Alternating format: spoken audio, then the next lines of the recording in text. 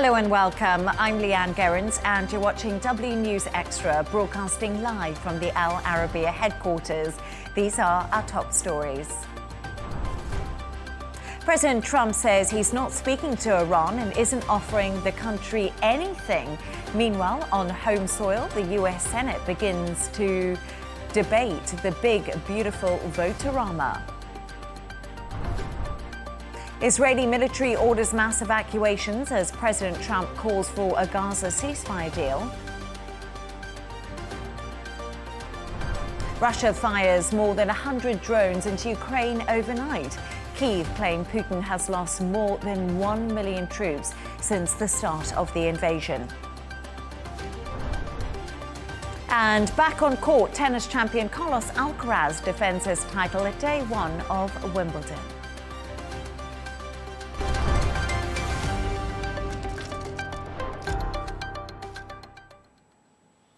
US President Donald Trump has said he is not offering Iran anything, nor is he talking to them following the US strikes on Iranian nuclear facilities. That's despite previous suggestions that talks between Washington and Tehran would take place following a ceasefire agreement between Iran and Israel. Trump re-emphasized the United States' obliteration of the nuclear facilities after an earlier intelligence report suggested the strikes may have only set the program back by months. Meanwhile, the head of the International Atomic Energy Agency has said Iran will have the capacity to begin enriching uranium again in a matter of months. Take a listen. It is clear that there has been severe damage, but it's not total damage, first of all. And secondly, Iran has the capacities there, industrial and technological capacities. So if they so wish, they will be able to start doing this again. This is, again, and I'm sorry, fourth time we have to go back to the table and have a technically sound solution to this. Otherwise, this will come hit us again. To discuss this and all of today's stories, I'm joined by Managing Director of THIS.IS.DUBAI, Michael Jabri Pickett, and Dr. Elie Hindy, Professor of International Relations at the American University in the Emirates. Dr. Elie, let's start with you. We just heard from the chief of the UN nuclear watchdog, but what are your thoughts on Donald Trump's latest comments? Well, he says he's not talking to Iran and he's not giving them anything. Okay. And then what? This is the question. So I think his assumption was that as soon as he announces the ceasefire, they would run into the negotiation table. And as he has said many times before, to offer an unconditional surrender, which obviously did not happen and will not happen anytime soon. The Iranians are masters of diplomacy, they're masters of negotiation, and they're already putting conditions on when and how to go back to these negotiations. We have to wait and see who will give in. And if none of them gave in, what will happen next? How long can Trump wait in order to put things on track? Is he willing to hit again if Iran doesn't offer what he wants to offer? Is the deal going to be similar to the previous deal that they had with Obama? What will be his achievement then? So all these questions come into play. Definitely he's taking some time, but this time is also benefiting Iran to take a breath, to recollect their strength and their strategy and start working on that again. And we saw the announcement from the head of the IAEA saying that within few months, Iran would probably be able to restart working on its nuclear program. And that's something the Trump administration has come out so strongly against. Exactly. Remember, we saw Pete Hegseth, and that was a very impassioned, combative, wasn't it, press conference that he gave, defending the US strikes on Iran. Classifying it as obliterated. Obliterated, exactly. And Michael, I don't know what your thoughts are on the subject, because we also heard from the Iranian side, they say they're not going to begin negotiations unless Donald Trump can be sure that the US aren't going to strike Iran again. And we completely understand why the Iranians feel that way. But I think the Iranians are juggling a couple of balls right now, right? They want to make sure that they are able to placate the Americans, but they also have to make sure that they are strong at home while also keeping the Israelis at bay. And that is the position that they find themselves in, which is, again, wanting to make sure that, the regime has probably the support of about 20% of the population. That's what analysts estimate. And if that's the case, then they're pretty weak. And if they're pretty weak, they have to make sure that they put up a strong front for their domestic audience. But then they also need to be making inroads with the Americans in negotiations. And they also need to make sure, again, that they keep the Israelis at a distance. It's such a difficult conundrum, isn't it? And we spoke about it a lot during those strikes. And I also just wonder right now, what is the future for where all of this leads? If we can't go to the table and we can't negotiate, how long can both sides stick to the ceasefire? Because we know the ceasefire is fragile anyway. Again, we have to remember the ceasefire is between Israel and Iran. But we also saw today a big cyber attack on the Iranian financial institutions. So I do believe that the Cold War or the cold ceasefire between Iran and Israel, both of them will try to continue to hurt the other in some way possible. But then with the US, it's a completely different ballgame. And again, Trump coming in as, the peacemaker and so on, trying to finish this once and for all.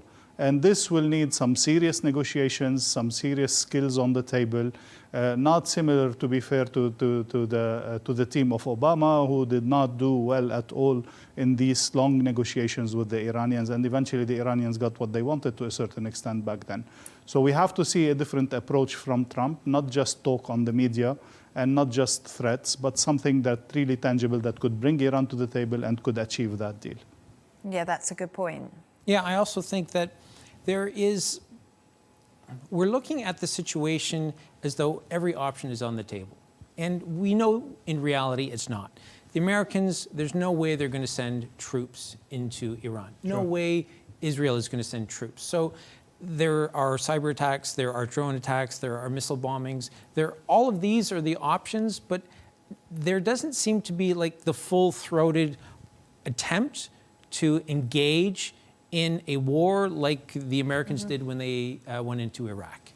I wonder if Israel had the opportunity to do it, they might have kept on striking, because remember Donald Trump was really strong in his rhetoric on Truth Social when that ceasefire seemed to have kind of dismantled at one point after Trump had announced it on Truth Social. But actually earlier I spoke to former US Deputy Special Envoy Elie about whether Trump will enter negotiations or not, and why it seems so unclear at this stage. Here's what she had to say.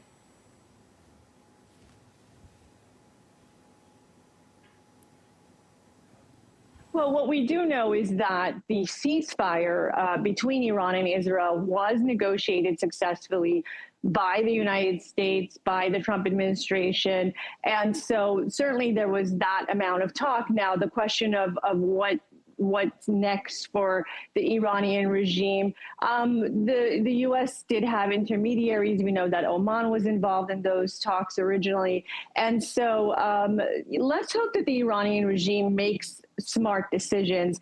Leigh-Ann, I've always said from the beginning of when the Trump administration came back into office that the threat to the Iranians was whether they would read the room right and understand that President Donald Trump is not Barack Obama, he's not Joe Biden. And so every time Donald Trump has given them, the Iranian regime, the opportunity to negotiate in earnest, to come and join the international order, as President Trump suggested that they do in a recent post on Truth Social. Every time that President Trump has given them the opportunity, we haven't seen them really understand that the opportunity is an important one for them to take. So the question really stands of whether the Iranian regime is ready to reform their behavior so that they'll behave like a normal nation state. Pretty much what you were saying earlier, Donald Trump's not Barack Obama. He's not going to enter these long negotiations or these forever wars that he campaigned on. And I don't know if you just had a quick thought on the back of Elie. Well, I think that he has an idea about not wanting to enter into new wars. But You know, he campaigned on being able to end the current wars, and he hasn't had much success there. So the last thing he wants to do is add a couple of more wars to his to the resume. The point is, will he be able to avoid another escalation? If the Iranians don't give in, what will happen next? Will he allow Israel to hit? Will he be willing to hit again or engage again somehow? I don't know. This is, I think, where things are. And definitely the Iranians so far don't seem to be willing to give in any way. Yeah, absolutely. And let's turn to another story, Michael, which is actually more domestically focused. And it's this big, beautiful bill that we've been hearing so much about. What's the latest on this? Because something crazy happened over the weekend. They read out every single page of this bill. It took 16 hours. I mean, I've never heard anything So this is the 940-page BBB, right? The big, beautiful bill, just as you said. Chuck Schumer, a Democrat from New York, is saying that it will, more people will die if the bill is passed to give tax breaks to billionaires. According to the Congressional Budget Office, there will be $3 trillion added to the national debt. Of course, within the bill, there's $4 trillion worth of tax cuts. And the crux of the matter is this, that those tax cuts are meaning that certain programs, healthcare and food programs, Medicare and food stamps in particular, are going to be cut. And by, again, Congressional Budget Office, by 2034, 12 million more Americans will not have health insurance. That's the crux of the matter. In addition to the tax cuts, there's about 15% more spending for the military, and there's also more money that's going towards illegal immigration prevention, the ICE agents. And so those are the issues that Donald Trump campaigned on. And he's almost 6 months into his second term, and he needs this to pass so that it can set the tone for the next 3.5 years. What he's facing is, right now, he can afford to lose 3 Republican senators. He's got 2, Rand Paul from Kentucky and Tom Tillis from North Carolina, who have both voiced great displeasure. He has a few others who are wavering. And if the bill doesn't pass in the Senate, and it would have to pass there and then go back to the House, if it doesn't, then I think he's going to take the gloves off, and he's going to have some frank phone calls with some of the Republican senators because he has a self-imposed deadline of July 4th when he wants to get this done. So, yeah, I see it in a way that, again, the money has to come from somewhere. You can put the most beautiful plans and estimations, but eventually the money needs to come from somewhere. And he has promised tax cuts, yes. So this will decrease the income of the government significantly in that sense. But he also wants to increase military and the spending on ICE. Keep in mind 2 things, that he hopes that the tariffs could bring in significant amounts of money. This is yet to be seen and yet to be calculated specifically. But I think it's interesting because this bill's meant to pass by the 4th of July, tariff deadline's the 9th of July. Exactly. Does he have enough time to actually make that happen? That's why he's pushing for the 4th very strongly, hoping that he will be able to do that. The other thing I want us to remember is that the whole hope that cutting on government spending and government employees with the whole Doge and the Elon Musk thing did not work out as well as it was hoped for. He was hoping for $1 trillion. They ended up saving 175 million or something like that. So extremely far from the estimations. So in that sense, yes, he is in a tight situation. And definitely, I fully agree that he will have serious talks and serious issues with the Republican candidates who don't fit within his, who don't hold the line, as they say, hold the line. But then again, we need to understand that he has transformed the Republican Party into his party.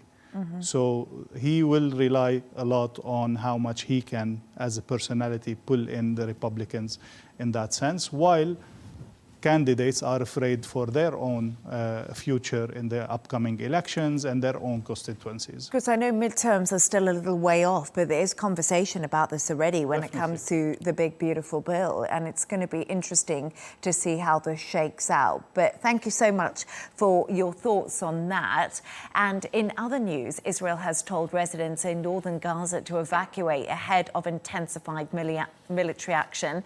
Hours before US President Donald Trump's calls for a ceasefire, at least 86 people were killed across Gaza by Israeli strikes. So, Michael, let's start with you. What more do we know about the latest evacuation orders from Israel? So, as Israel has said in the past, they've asked the Palestinians in Gaza to move from the north down to the south. Mm-hmm. The issue is that when that happens, they seem to target the Palestinians who are in the south. Mm-hmm. They know that that's where they're going to congregate.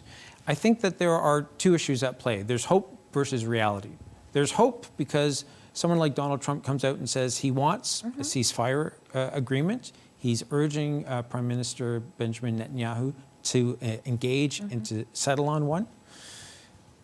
But then there's the reality on the ground, and you see various reports from Reuters and some of the other wire agencies where the Palestinians are talking about more women, more children, more journalists being killed, more bombs being dropped. You know, the Committee to Protect Journalists has 178 journalists being killed in Gaza since October 7th.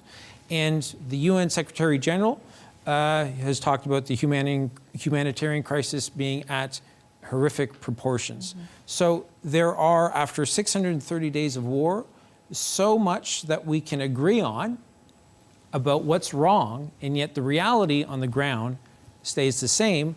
The genocide continues, and this is where the global community has yet again failed the Palestinians. And I think that Dr. Elie, please give your thoughts. No, sorry, I was just going to say that, again, we've said so many times that it is the civilians stuck in between two, let me say, crazy ideologies or crazy plans in that sense.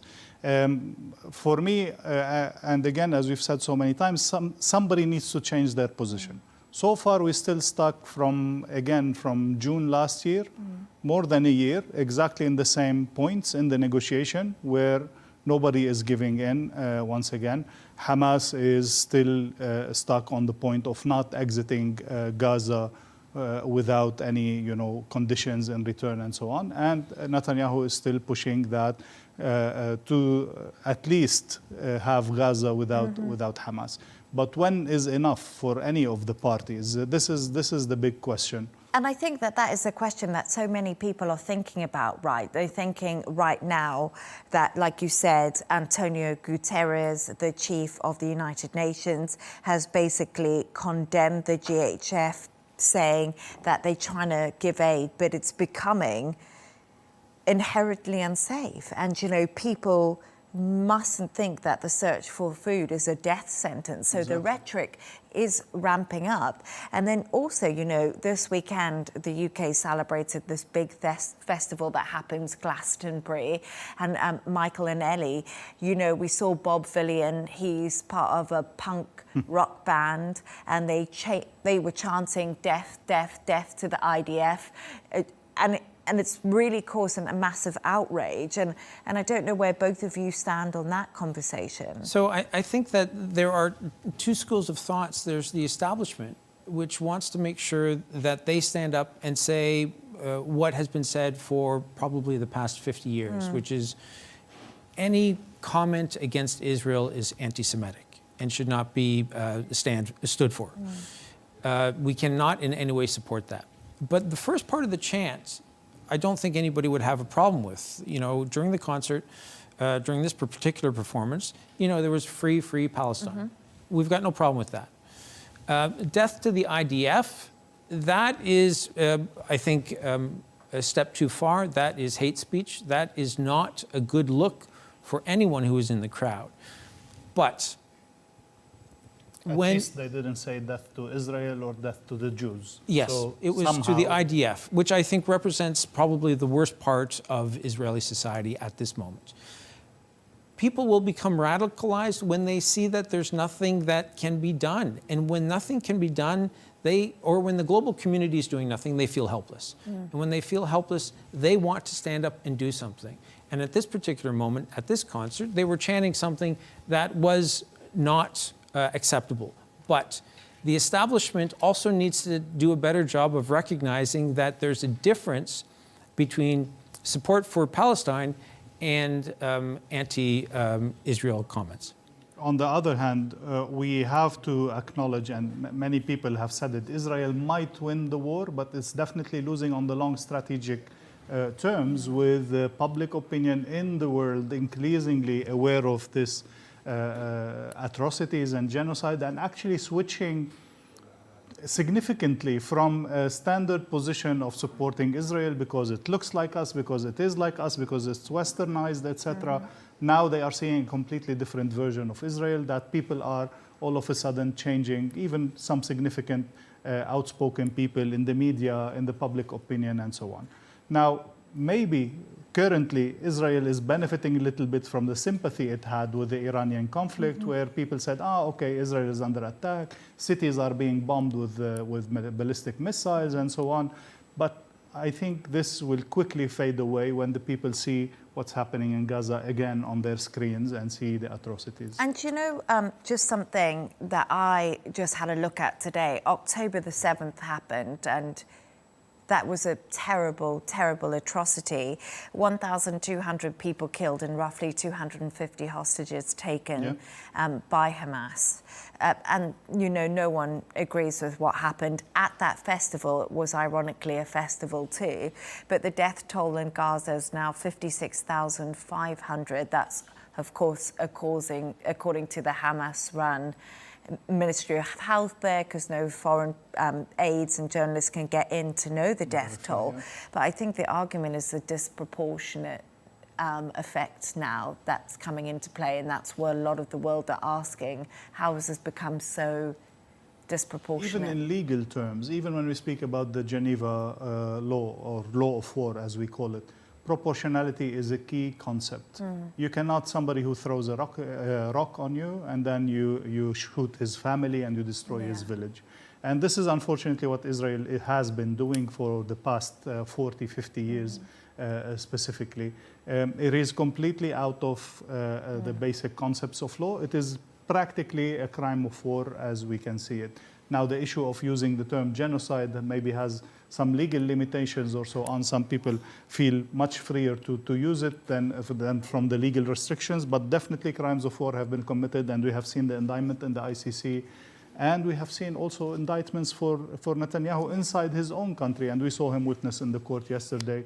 After we assumed they might give him a leeway, they didn't. And he was on trial, and he will be on trial as soon as this war finishes. Absolutely. You know, you said something really interesting earlier, and I think the Israelis are finding themselves in an awkward position because for so long they have won consistently the PR battle in the world, and now they're losing it with the masses. Maybe the establishment, maybe governments around the world are feeling uncomfortable to criticize them, but certainly the populace, the people themselves, they are less inclined to follow the same path that, you know, their forefathers. Can I disagree?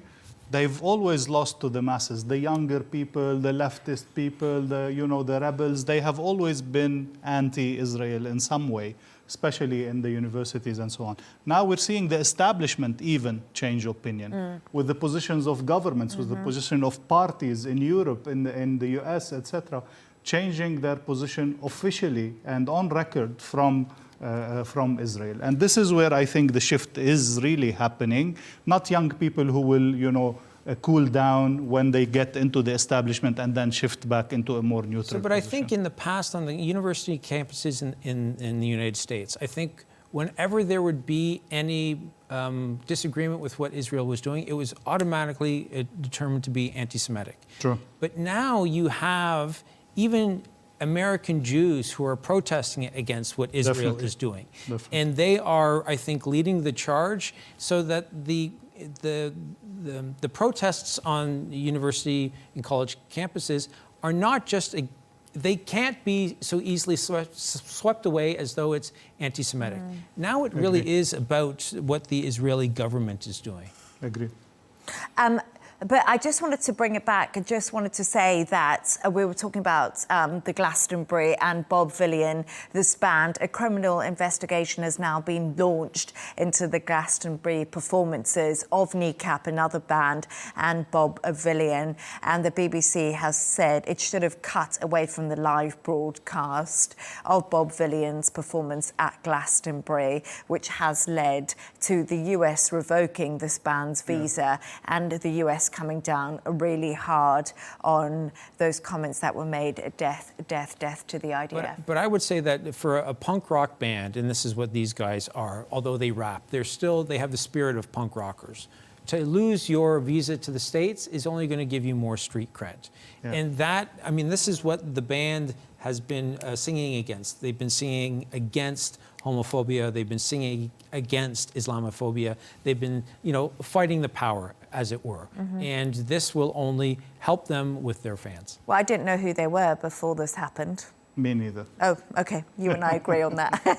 Thank you so much for your thoughts on that. That was a really interesting conversation.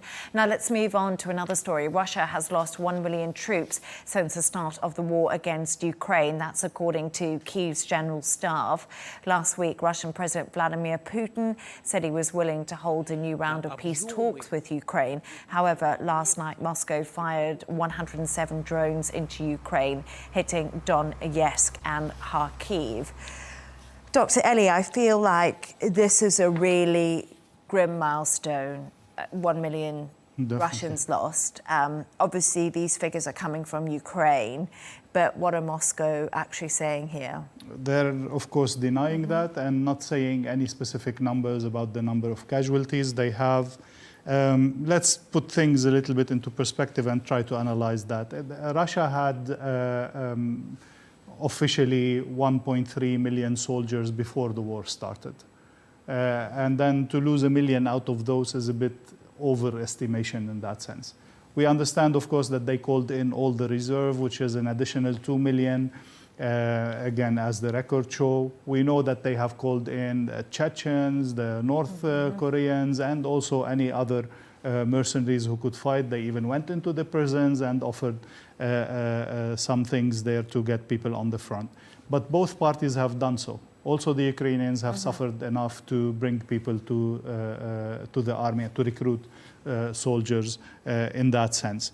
My estimates, if Ukraine is losing 400,000, always the offender or the one attacking will lose a bit more than the defenders in general in warfare.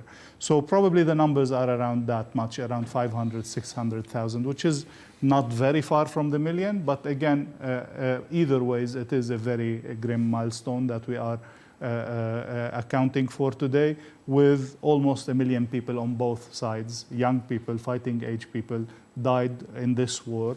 And again, no end in sight. And that's the problem. No ceasefire in sight. Michael, I don't know what your thoughts are.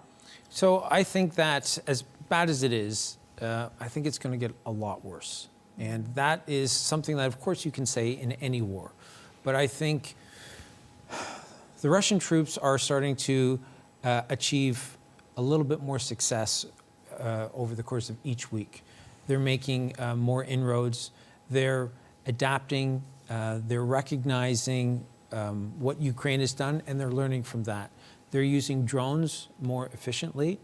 They're also using drones in conjunction with missiles. So when they fire off the drones, those will distract the Ukrainian defenses, air defenses, and then they'll fire in missiles.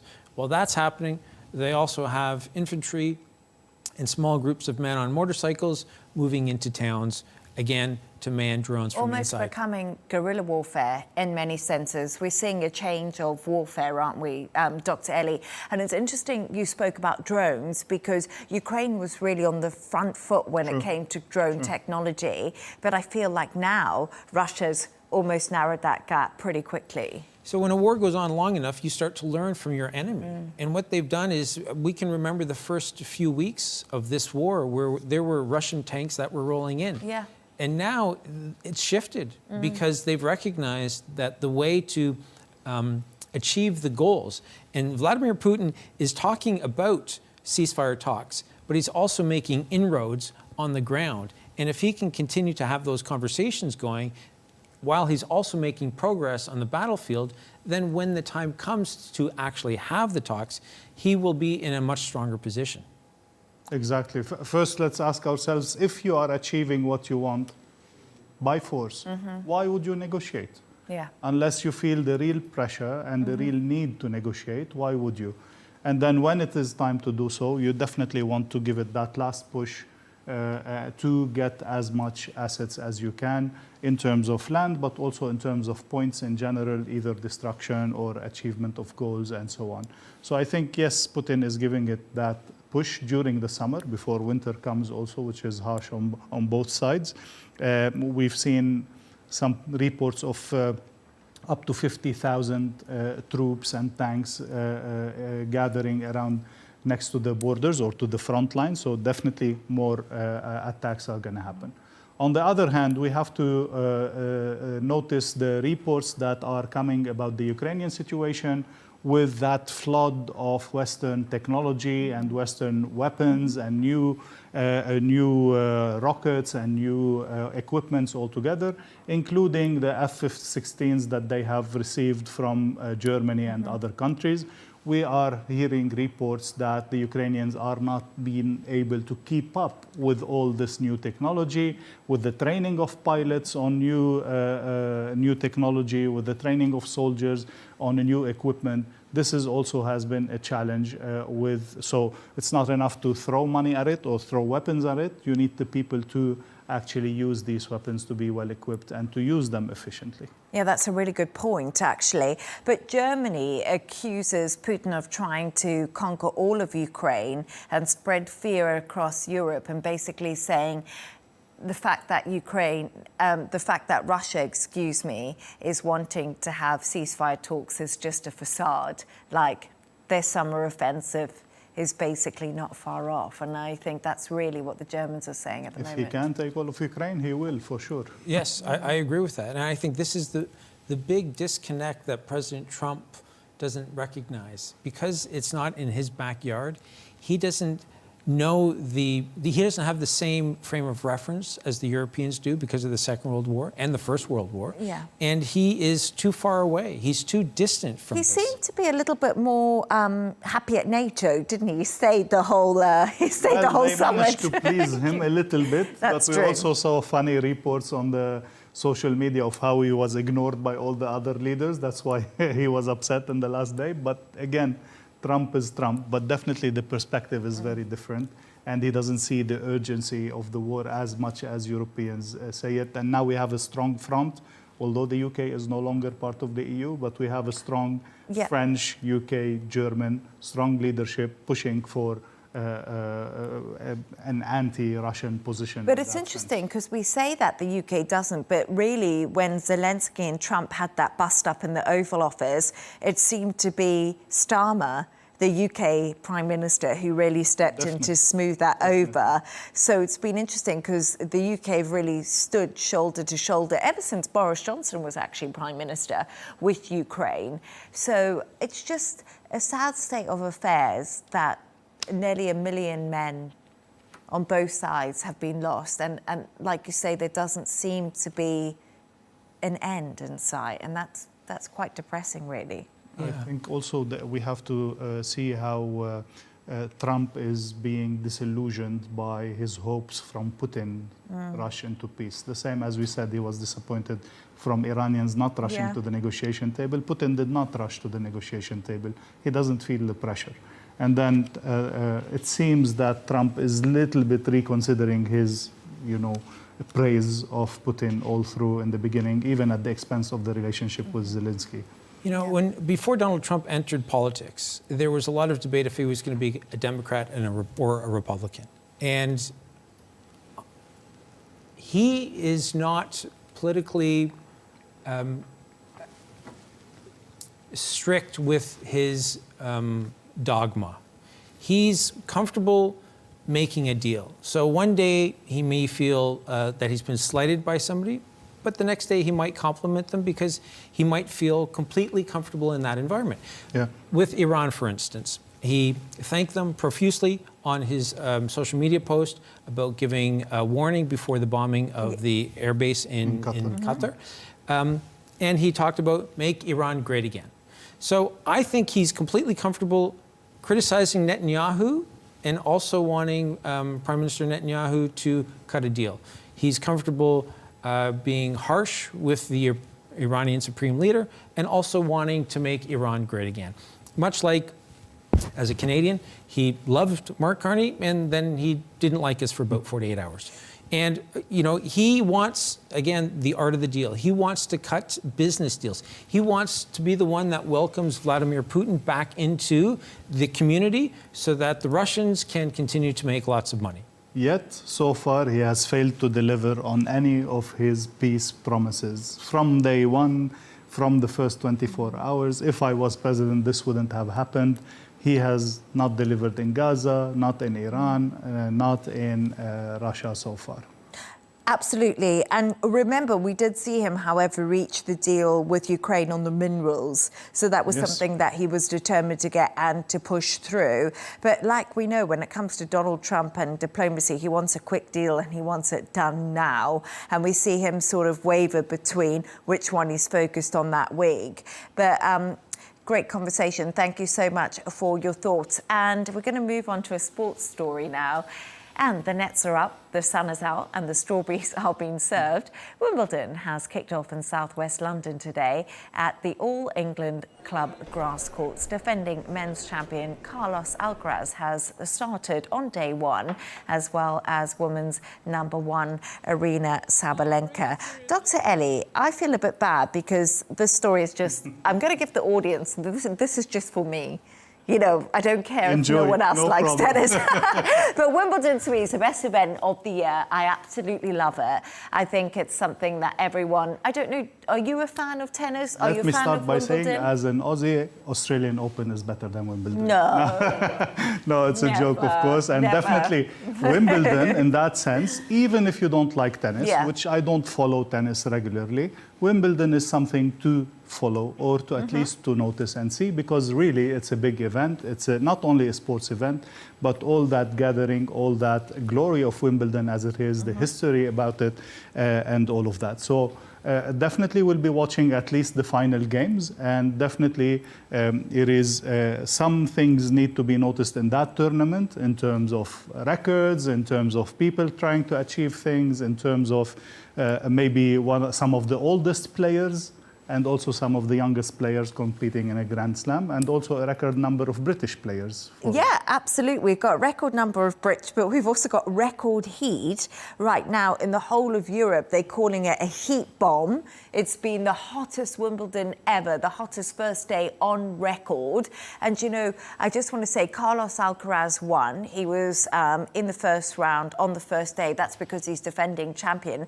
And he actually played an Italian, Fabio Fognini, who's nearly 40 years old, and I had to go to 5 sets. So I think it shows how weather, grit, you know, what's going to be going wrong for a lot of these top players at the front of the draw. Yeah, I think that you're out there on the courts and you have two opponents, right? You have your opponent across the net, but you also have the weather. And the weather, depending on the condition of the athletes, it can, certainly somebody who's the Italian who's 38, you would think that the weather is going to have a greater impact on him than it is some of his younger opponent. But it's absolutely fascinating because we know Aryna Sabalenka, she's the top-seeded woman, she's through. And then we know, of course, Carlos Alcaraz is through. But we've seen some top 10 seeds be knocked out today in the men's draw, which has been quite a shock. But like you said, lots of young British tennis players, which is really exciting because that's all that the UK's been talking about. I'm waiting to see if Djokovic is going to make it and get another Guess Grand what? Slam. My dream is for Novak Djokovic to win this. He's won 24 Grand Slams. That almost puts him 40 years old. Almost 40, and born in 1987. That puts him on course. Is it with Margaret Court, who also won 24? So him and her and Djokovic are the only two to have won 24 Grand Slams in the Open era. But if Djokovic wins 25, that puts him ahead of anyone for a really long time, because he actually won more than Federer, and Nadal has won 7 Wimbledon, so it's his best shot, really. Also on Wimbledon, he has won 7, same as Sampras, but Federer has won 8 Wimbledon. So if he wins this one, he will also equal Federer's record on Wimbledon. Good knowledge there. This was my research before I come. I love that research. But let's talk a little bit about AI, because this is causing a lot of controversy. And Wimbledon's so traditional, and you know the way the linesmen always dress, and but it's gone now. It's no longer there. They've got rid of it. They've replaced the lines people with AI. So I talk too much, I'm sure, about my age on this show. Now, I can remember growing up in the late 70s and watching Wimbledon Sunday mornings in Canada. And the late 70s, early 80s in particular, 80, 81, it was Borg and McEnroe. And one of the great aspects of that competition was McEnroe's personality, his passion, his ability and willingness to argue with the umpire. AI comes in and it could eliminate that. Now, as a huge fan of sports, you have to look at, you cannot necessarily argue who won and who lost. But what you can argue are certain moments on the field, or in my case, on the ice, when you're talking about ice hockey. There are 2 big moments that I think most of the global community can appreciate.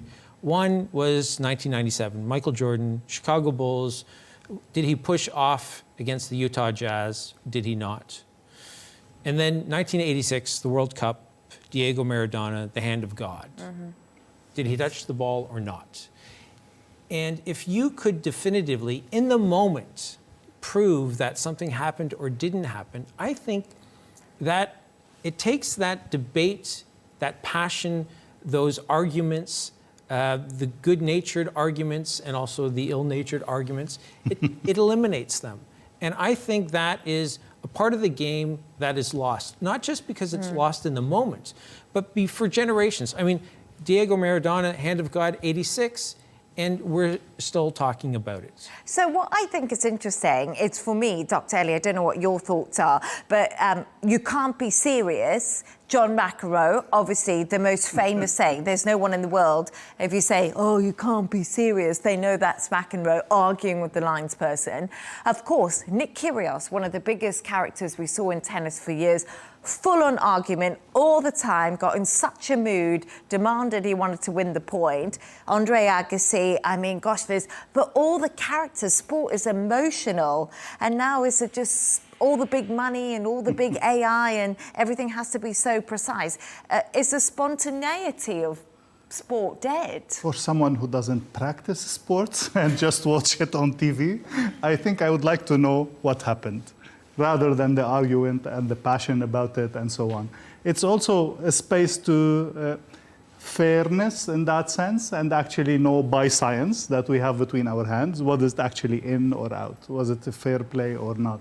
So I think there's some positive in that. Definitely from those who play the sports, it takes away from the passion and from the tension in the field, which I understand, of course, but I think there's also advantages to having AI. Can I tell you something? I'm so glad I still play tennis and we don't have AI, because I would argue every point. That's just the way that I am. And it's part of the game. It's part of the game. I mean, you don't go there unless you can argue over a point.